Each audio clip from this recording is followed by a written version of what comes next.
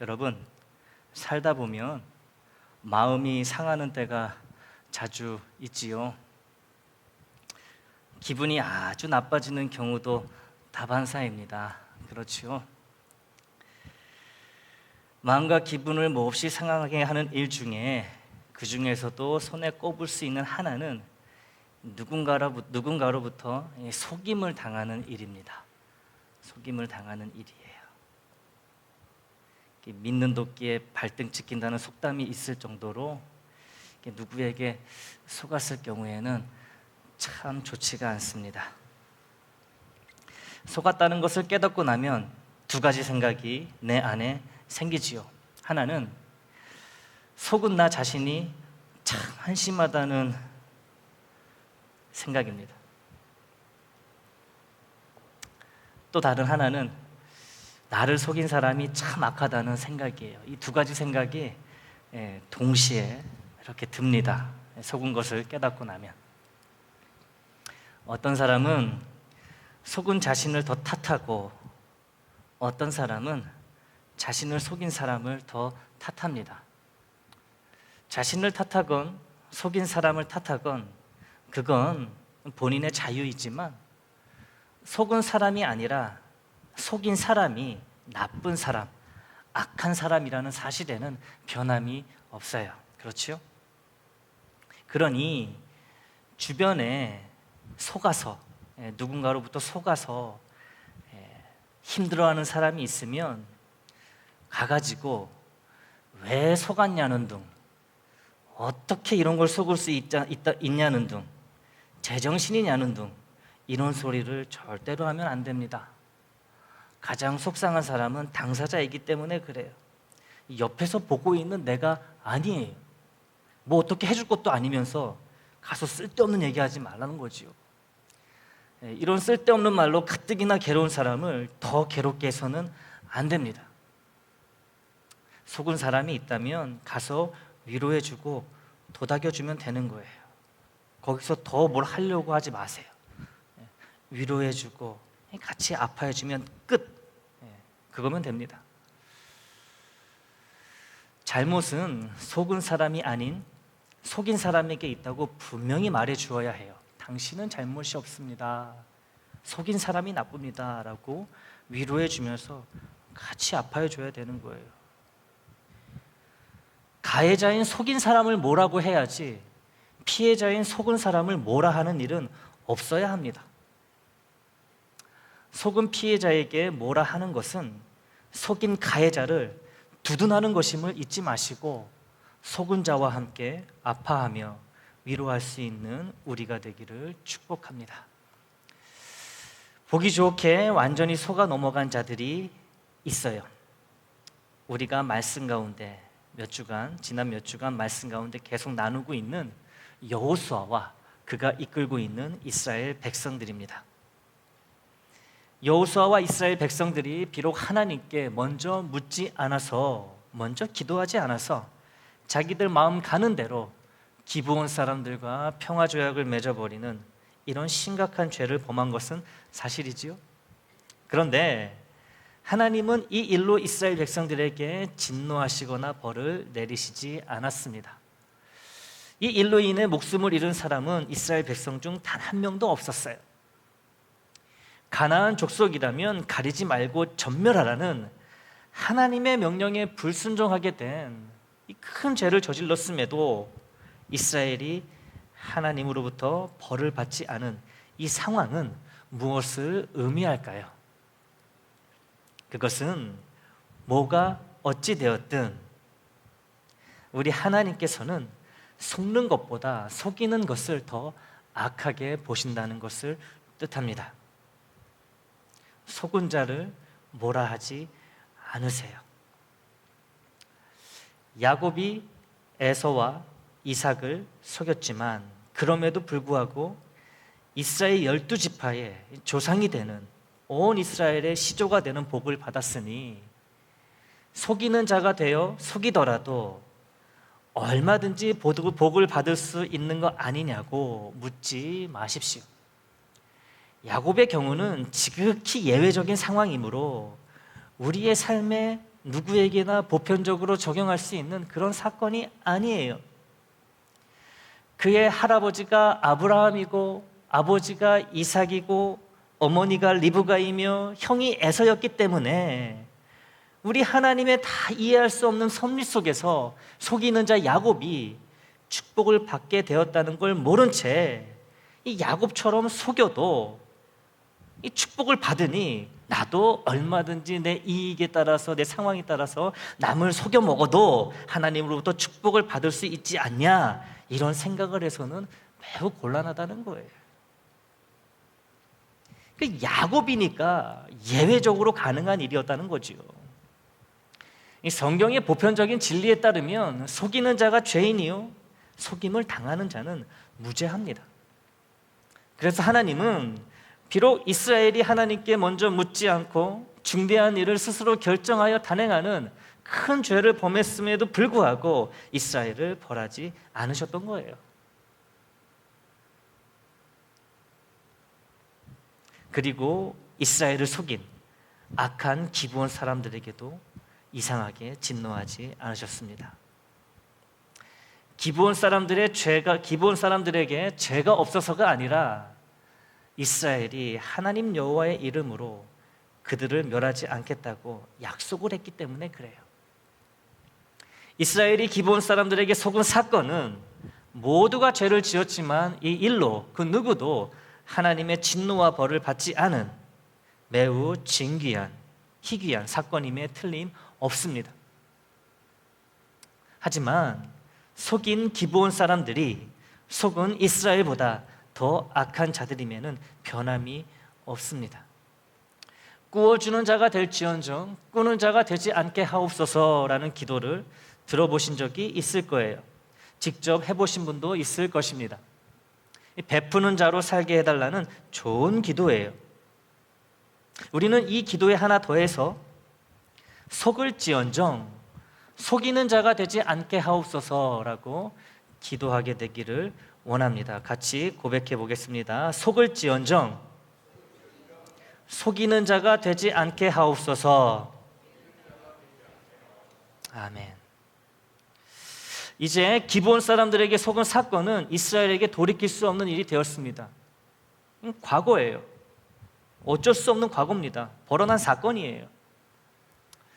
이스라엘을 속인 기브온 사람들은 죽임을 당하는 대신 이스라엘 백성의 노예가 되어 여호와의 제단을 위해 이스라엘 백성 대신 나무를 베며 물을 깃는 일을 평생 하게 되었어요. 속이는 자, 그것도 하나님의 사람을 속이는 자는 아무리 잘해보았자 노예의 신세를 면치 못한다라는 거예요. 하지만 기브온 백성들의 입장에서 보면은 죽는 것보다는 이게 훨씬 낫다라는 거죠. 하지만 속은 이스라엘 백성의 입장에서 보면은 너희가 잘 돼봤자 우리의 노예밖에 안 된다라는 거예요. 그러니까 하나님의 사람을 속이면 잘해봤자 종, 노예라는 거죠. 그러니 모두가 믿는 자인 우리는 서로를 속이지 말아야 하며 서로를 속일 생각은 꿈에도 하지 말아야 합니다. 당신도 하나님의 사람이고 나도 하나님의 사람이니까 서로 속여도 무방하지 않느냐, 이거 아니에요. 서로가 하나님의 사람이니까 서로를 속일 생각을 하지 말아야 된다는 거죠. 서로 귀하게 여겨야 되는 거예요. 여러분, 우리가 교회 내에서 서로를 귀하게 여기지 않으면 어디 가서 우리가 귀함을 여김을 받겠습니까? 세상이 우리를 귀하게 여기겠어요? 천만의 말씀이에요. 여기 안에서 서로를 사랑하지 않고 귀하게 여기지 않는다면 그 어느 곳에 가서도 우리는 사랑받을 수 없고 귀하게 여김을 받을 수 없다는 거예요. 속이면 안 되는 거예요.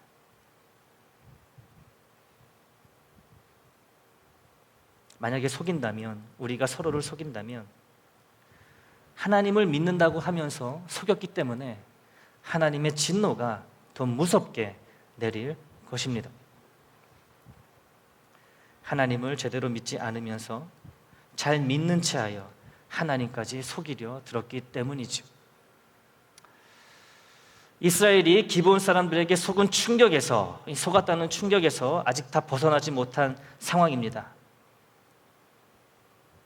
이 상황에서 이스라엘을 속여 평화조약을 맺은 기브온 사람들이 길갈에 진치고 있는 여호수아에게 급하게 이런 전가를 보냅니다. 여호수아 10장 6절이에요. 기브온 사람들이 길갈 진영에 사람을 보내어 여호수아에게 전하되 당신의 종들 돕기를 더디게 하지 마시고 속히 우리에게 올라와 우리를 구하소서. 산지에 거주하는 아모리 사람의 왕들이 다 모여 우리를 치나이다 하매. 자기들을 대신해 전쟁을 해달라는 이런 부탁을 여호수아와 이스라엘 백성에게 합니다. 이스라엘을 속인 기브온 사람들이에요. 참 뻔뻔하지 않습니까? 속여놓고서는, 그래서 평화조약을 맺어놓고서는 자기들이 죽게 생겼으니 와서 목숨 걸고 우리를 구해달라고, 살려내라고 이런 부탁을 합니다. 속인 자들이 속은 자들에게 이 도와달라는 요구를 아무렇지 않게 하고 있어요. 참 뻔뻔해요. 이렇게 뻔뻔하니까 그렇게 속였겠지요, 이스라엘은. 기브온 사람들의 이런 뻔뻔함을 말하기 전에 이들이 왜 갑자기 죽임을 당할지 모르는 큰 위험에 처하게 된 것인지 알아야 할 필요가 있습니다. 기브온 사람들이 이스라엘과 평화조약을 맺었다는 소식을 들은 아모리 족속의 5 왕들이 크게 두려워합니다. 기브온 사람들이 살고 있는 기브온 성은 큰 성이고 기브온 사람들은 약한 자들이 아닌 강한 자들이었어요. 이렇게 강한 기브온 사람들이 이스라엘과 평화조약을 맺었으니 본인들 입장에서는, 아모리 족속의 입장에서는 큰 위협이 될 수밖에 없는 거예요. 왜냐하면 이스라엘 백성들의 목표는 단 하나라는 걸 알고 있거든요. 이 가나안 땅에 거주하는 모든 족속들을 전멸시키는 거예요. 본인들이 이제 큰일 난 거예요. 발에 불똥이 떨어진 거예요. 이에 아모리 족속 5 왕이 힘을 합쳐서 먼저 기브온 성을 공격합니다.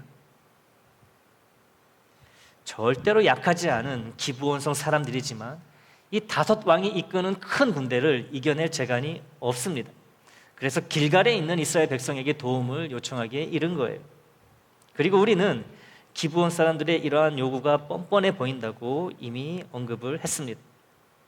속인 것도 모자라 이제는 이스라엘 백성의 목숨을 걸고 자기들을 지켜달라고 하니 이 뻔뻔하고 염치 없어 보인다는 것이지요. 그런데요, 평화조약, 이 화친조약이 무엇인지 안다면 기브온 사람들을 뻔뻔하게 생각하는 것이 오해임을 알 수 있습니다. 뻔뻔하지 않은 거예요. 마땅히 요구할 것을 요구하고 있는 기브온 사람들입니다.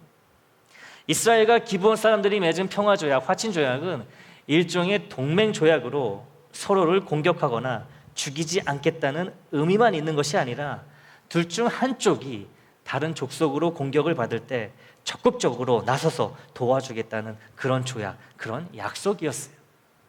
상호 방위 조약과도 같은 거죠. 기브온 사람들 입장에서는 자기들이 어려움에 처해 있으니 동맹국인 이스라엘이 도움을 주러 오는 것이 당연하고, 이스라엘 입장에서도 동맹국인 기브온 사람들이 어려움에 처했으니 도움을 주러 가는 것이 당연합니다. 기브온 사람들은 당연히 할 수 있는 요청을 한 것이고, 여호수아와 이스라엘 사람들에게도 기브온 사람들의 이러한 요청은 당연한 요청이었던 것이지요. 서로를 보호하겠다는 조약을 맺었기에, 약속을 했기 때문에 이상할 것이 없는 거예요. 그런데요, 법적으로는 기브온 사람들이 이스라엘의 도움을 요청하는데 아무런 하자가 없다고 할 수 있지만 이스라엘 백성 입장에서는 심적으로 여간 불편하고 화가 나는 일이 아니었을 것입니다. 죽여야 할 기브온 사람들을, 자신들의 손으로 죽여야 할 기브온 사람들을 오히려 이 지켜주는 이 방패막이 역할을 해야 하게 생겼으니 속에서 열불이 나도 수백 번, 수천 번 날 수밖에 없습니다. 하지만 이런 열불에도 불구하고 여호수아는 기브온 사람들을 돕기 위해 이스라엘 군대를 보냅니다. 여호수아 자신도 그 군대와 함께 기브온 사람들을 구하러 기브온 성으로 올라갑니다. 가는 도중 하나님이 여호수아에게 승리를 예언해 주십니다. 여호수아 10장 8절이에요. 그때 여호와께서 여호수아에게 이르시되 그들을 두려워하지 말라. 내가 그들을 내 손에 넘겨주었으니 그들 중에서 한 사람도 너를 당할 자 없으리라 하신지라. 아멘. 하나님의 약속대로, 이 예언대로 여호수아가 이끄는 이스라엘 군대가 아모리 족속 다섯 왕이 이끄는 군대를 대파합니다.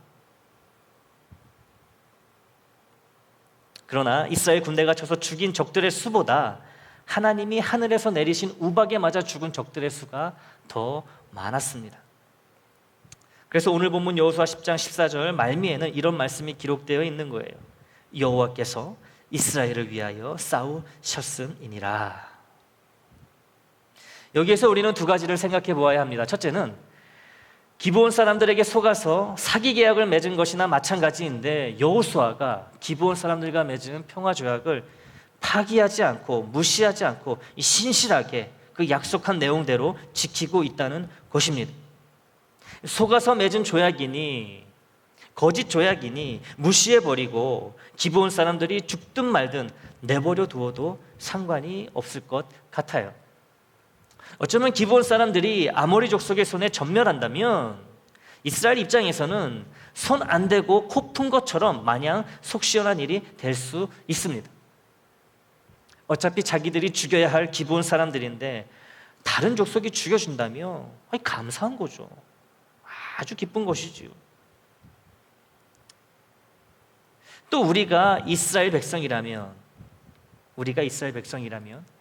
아모리 족속 때문에 지금 전멸의 위기에 처해 있는 기브온 사람들을 보면서 그거 참 쌤통일세, 쌤통이야 이러지 않았을까요?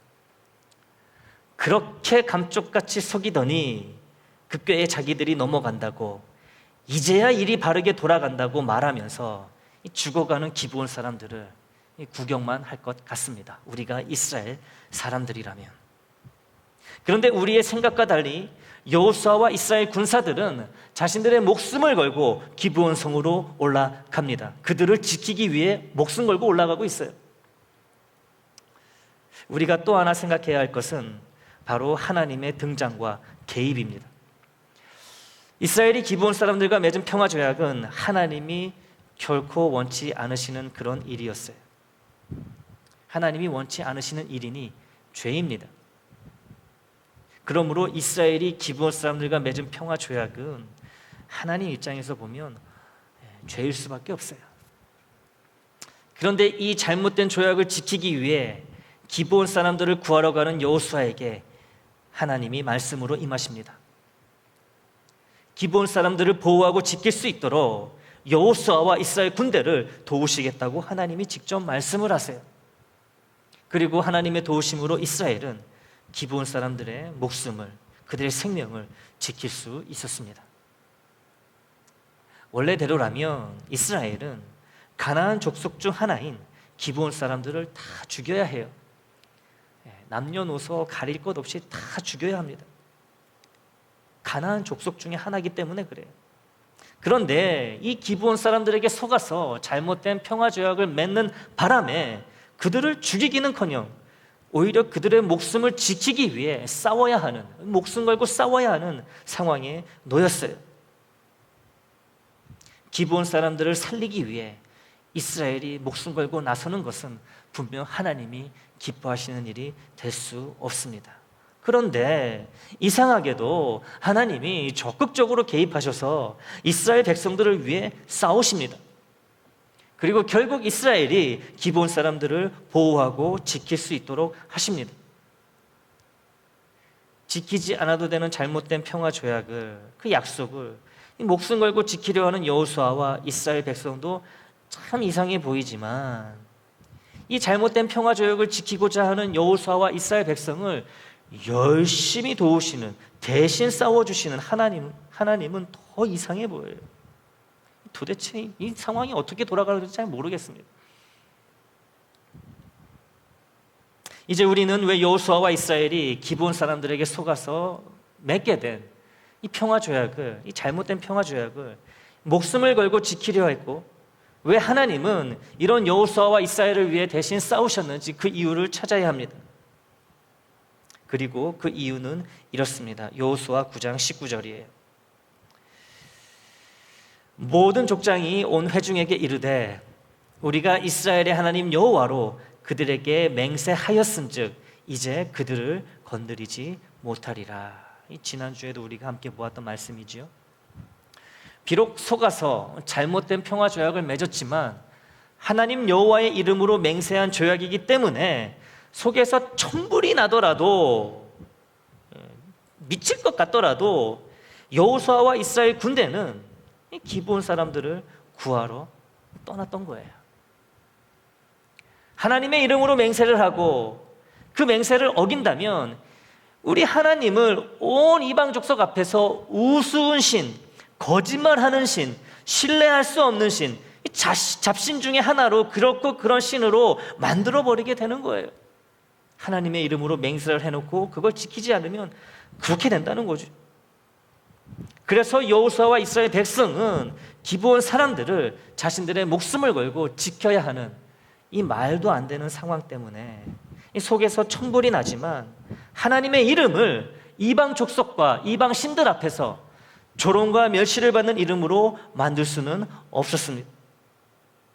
기브온 사람들을 위해 싸워야 하는, 이 목숨 걸고 그들을 위해 싸워야 하는 이 상황이 너무 죽겠고 너무 괴롭지만 하나님의 이름이 할례받지 못한 이방 사람들과 이방 신들 앞에서 이 추락하는 것은 자신들이 죽는 것보다 더 싫고 괴로웠던 여호수아와 이스라엘 백성들이었던 것을 우리는 볼 수 있습니다. 하나님의 이름은 이처럼 목숨을 걸고 지켜야 하는 존귀한 이름, 거룩한 이름이라는 것을 여호수아와 이스라엘 백성들이 잘 보여주고 있어요. 우리가 본받아야 할 열심과 믿음입니다. 비록 잘못된 평화 조약이지만 하나님의 이름을 걸고 맺은 약속이므로 여호수아와 이스라엘 군대가 그 조약에 따라 하나님의 이름으로 맺어진 그 약속에 따라 기브온 사람들을 지키러 기브온 성으로 올라갔다는 것을 알 수 있습니다. 그렇다면 하나님이 왜 기브온 사람들을 지키고 보호하는 일에 적극 개입하셔서 이스라엘을 도우시고 이스라엘을 위해 싸우셨는지 그 이유도 자연스럽게 알 수 있습니다. 여호수아와 이스라엘이 하나님의 이름을 위해, 하나님 자신의 이름을 욕되이 하지 않기 위해 목숨을 걸고 기브온 사람들을 보호하러 간다는 것을 하나님이 기쁘게 여기셨기 때문입니다. 여기서 명확하게 짚고 가야 하는 것이 있습니다. 그것은 여호수아와 이스라엘 군대가 기브온 사람들을 위해서 아모리 족속 5 왕과 목숨 건 전쟁을 벌였다는 것이 아닙니다. 기브온 사람들을 아끼거나 그들을 사랑하는 마음 때문에 그들을 지금 목숨 걸고 지키려고 가는 게 아니라는 거죠. 잘해봤자 그들의 노예밖에 안 되는 그런 존재들을 위해 목숨을 걸고 그 위험한 전쟁을 할 필요가 어디 있겠습니까?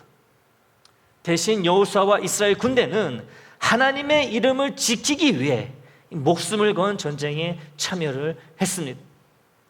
그들이 기브온 성에 올라간 이유는 하나님의 이름이 그렇고 그런 우상 중에 한 이름이 되는 것을 필사적으로 막기 위해서였습니다. 이스라엘이 믿는 하나님은 약속을 지키지 않는 신, 변덕스러운 신, 신뢰할 수 없는 신이구나. 그들이 자신들이 믿는 하나님의 이름으로 맹세까지 한 조약을, 그 약속을 어기는 것을 보니 하나님이라는 이름은 천하의 우스운 이름 중에 하나구나.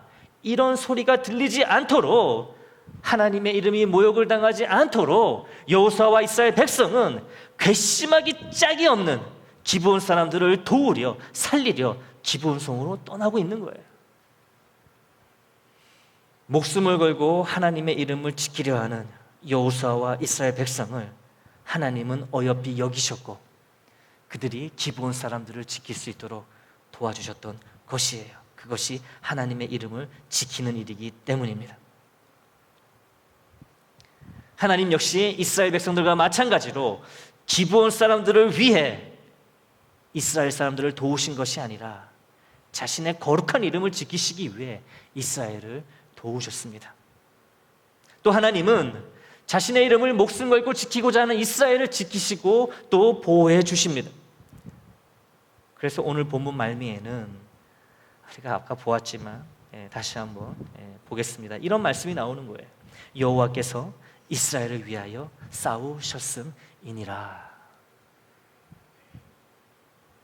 이스라엘이 가만히 있는데, 죄 짓고 있는데 하나님이 대신 싸워주신 게 아니라는 것을 우리가 알아야 됩니다. 하나님이 대신 싸우실 만한 상황으로 이스라엘 백성들이 여호수아와 함께 이끌었기 때문에 하나님이 나서서 싸우셨다는 거예요. 하나님이 대신 싸우실 수 있는 그 상황을 우리가 만들어야 된다는 거죠. 사랑하는 애장가족 여러분, 이스라엘이 아모리 족속 5 왕들과 벌인 전쟁은 겉으로는 기브온 사람들을 지키기 위한 사건으로 보이지만 사실은 하나님의 이름을 지키기 위한 목숨을 건 전쟁이었습니다.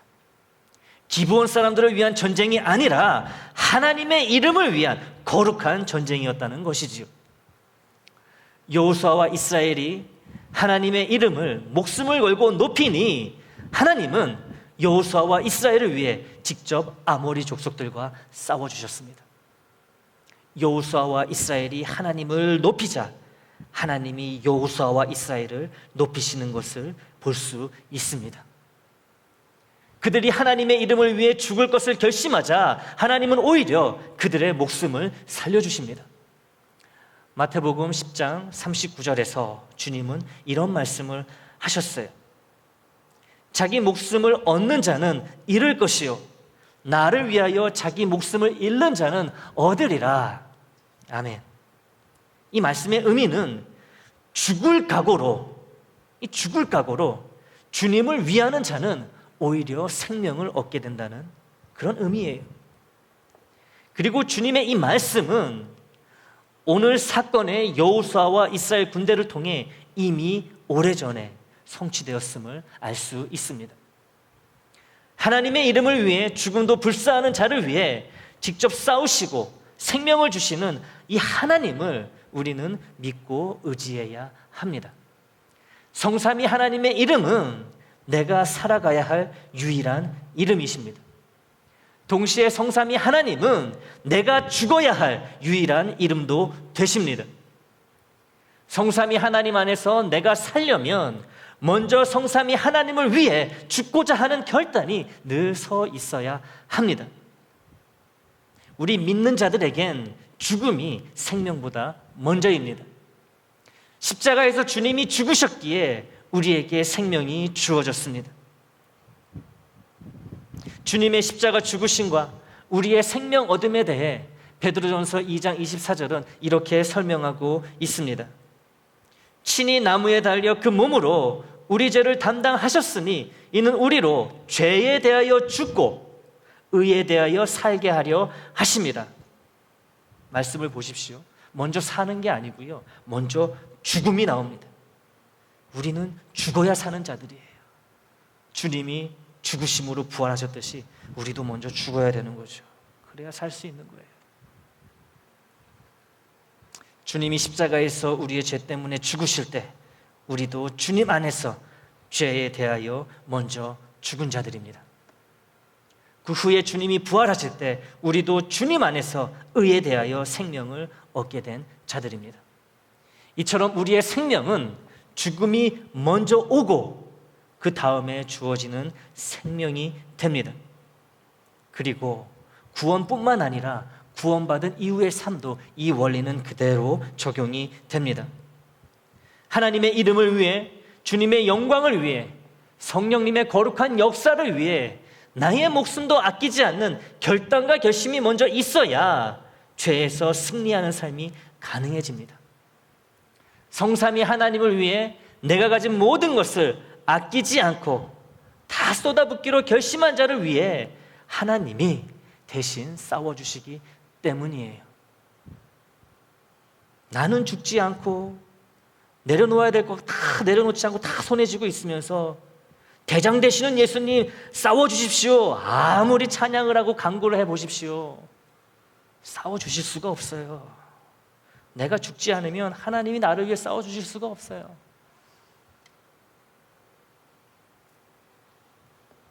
주님이 가르쳐 주신 기도의 첫 번째 내용은 하늘에 계신 우리 아버지여 이름이 거룩히 여김을 받으시오며 입니다. 하나님의 이름이 언제 어디서나 변함없이 영원토록 거룩히 여겨지시는 것, 이것이 우리가 간구해야 할 가장 귀한 것이라고 주님은 이미 주기도문을 통해 우리에게 알려주셨습니다. 육신의 목숨을 부지해 주는 일용할 양식에 대한 간구는 다음에 나오는 것으로 보아, 주기도문에서 다음에 나오는 것으로 보아 육신의 생명을, 목숨을 바쳐서라도 사수해야 하는 이름이 바로 거룩하신 하나님의 이름임을 알 수 있습니다. 그리고 하나님의 이름을 위해 목숨도 아끼지 아니하는 자는 반드시 생명을 얻게 되고 나를 대신하여 싸워주시는 하나님으로 인해 모든 영적 싸움에서 승리하게 될 것입니다. 이것이 우리가 생명을 갖고 살아가고 승리하며 살아갈 수 있는 백전백승의 공식이 되는 거예요.